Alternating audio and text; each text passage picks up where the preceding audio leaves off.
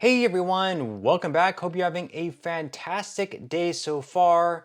So back in January, the president at the time and Joe Biden signed the bill into law that would increase benefits for right around 3 million beneficiaries of Social Security by anywhere between $300 to $700 per month on average. Some folks even receiving an increase of over $1,000. Now the increase has not yet been implemented, but in today's video, we're going to be going over 6 things that you need to know about this bill that passed and is signed into law last month in January.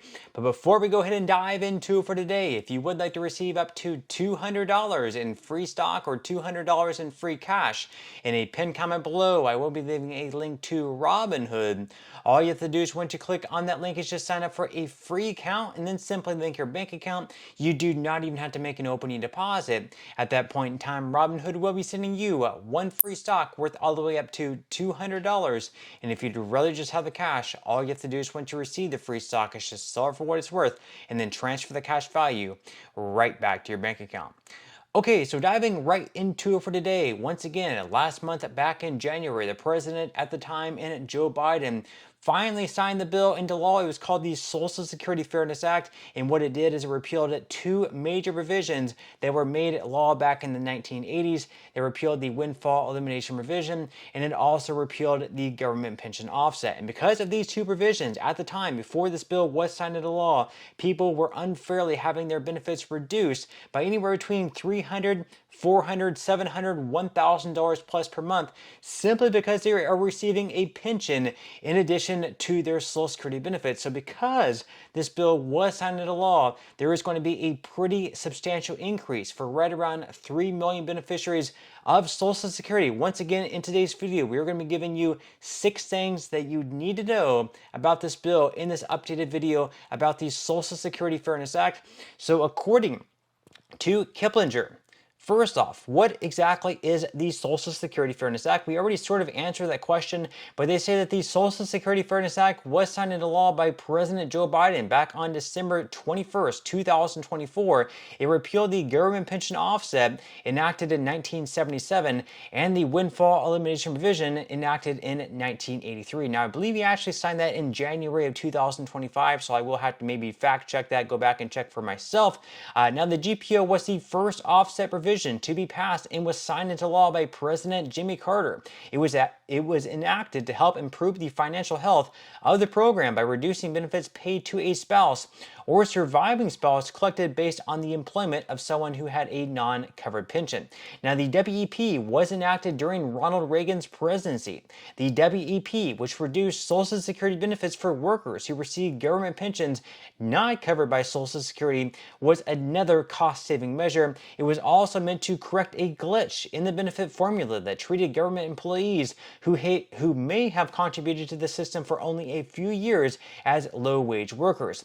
As a result, those public employees received a disproportionately large Social Security benefit plus their government pension. So in the case of someone may have worked only like 10 years in the private workforce, where they contributed to Social Security, maybe they didn't earn that much money, but then they had another career in the public service where they did not contribute to Social Security, but instead they had their own pension fund. In that case, it would be eligible for both Social Security as well as their pension. So the way the system is set up with Social Security, the formula, the way they had that set up is that lower earners actually earn, more based on their income than higher earners do. So at the time, they said this was unfair, that you're going to be receiving both the pension plus a higher Social Security benefit. That's why they did away with it. But with this bill, that's actually going to include them once again, where they're going to earn what their typical Social Security benefit would be if that bill back in the 80s did not end up passing. Now, they go on here to say that now public sector retirees and their spouses will receive the full benefits in addition to their pensions. The SSFA is being applied retroactively to benefits paid after December 2023. That means eligible retirees and spouses will receive a payment to cover the shortfall of their 2024 benefits and will get a monthly increase effective for 2025 and every year after. So you read that correctly. These payments are also going to be retroactive. So you're going to receive checks dating all the way back to January 2024. We don't know exactly exactly when this increase is going to go into place, but let's say, for example, it goes into place in July of 2025. Well, even though you're not going to receive your increased payments until July of 2025, you're still going to receive a lump sum retroactive check dating all the way back to January of 2024 every single month in 2024, plus every single month in 2025 up to July if they actually end up having that increase take place in July of this year. Now, the second thing here, who is eligible for the retroactive payments and monthly increase?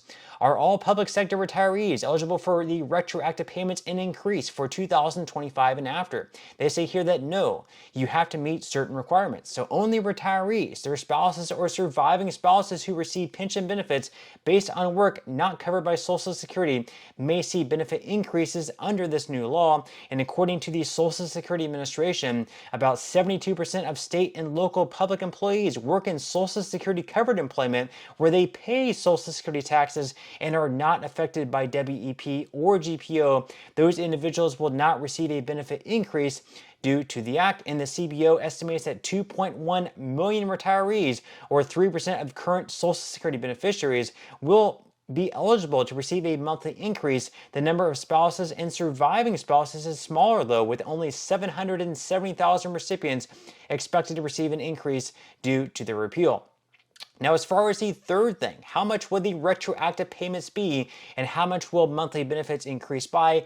I did go over that just a little bit just a moment ago, but they say here that on average, public sector retirees can expect an increase in monthly benefits of $360 in December 2025, which will reach $460 by December 2033. And then as far as spouses and surviving spouses go, they're in line for a smaller monthly increase. By December 2025, spouses will receive an average of $700 increase, and surviving spouses are expected to see an increase of $1,190. These numbers will grow to $860 and $1,520 respectively in December 2033. And then how far back will SSFA relief be applied to retiree benefits? Like I mentioned there, it's going to date back to December 2023. So anything after December 2023 is going to be when the increase takes place. So in that case, it's going to be January 2024. That's how far back you're going to receive those retroactive checks. As far as the fifth thing goes, when will a person see their Social Security benefit increase because of the SSFA? Now, the SSA is currently finalizing its plan to implement the act without impacting current workloads and services to the public, although they cannot yet provide an estimated time frame for when we adjust a person's past or future benefits. They continue to provide updates on their dedicated SSFA webpage. So right on the Social Security website, they do have updates periodically on this bill. The last update basically said that it might take a year. Right now, we already know they're so far behind on a lot of things. So they're trying to catch up with the calculations and everything. So right now, they're putting out a deadline of next year. Now, they could be earlier than that. Maybe they're putting out a deadline that's very far away. That way, they can only, exceed their expectations. Whereas if they put like it'll be 3 months from now and it ends up being 1 year, then people would obviously be very upset. But I would expect probably sometime next year, worst case scenario, best case scenario, perhaps at some point this summer.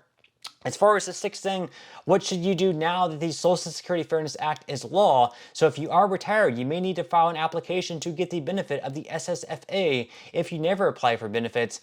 Be aware that all other Social Security laws and policies, such as benefit reductions for claiming benefits before the full retirement age and the annual earnings test, still apply. As far as current public sector employee and retirees, if you are waiting to file after you have reached your FRA, in order to boost your monthly check by earning delayed retirement credits, you don't have to do a thing to benefit from the repeal of the WE provision. When you file for benefits, your monthly amounts will not be reduced, and you aren't entitled to back benefits because you were collecting benefits in 2024. And if you are unsure if you applied or have never applied, now, of course, is the time to fill out the application.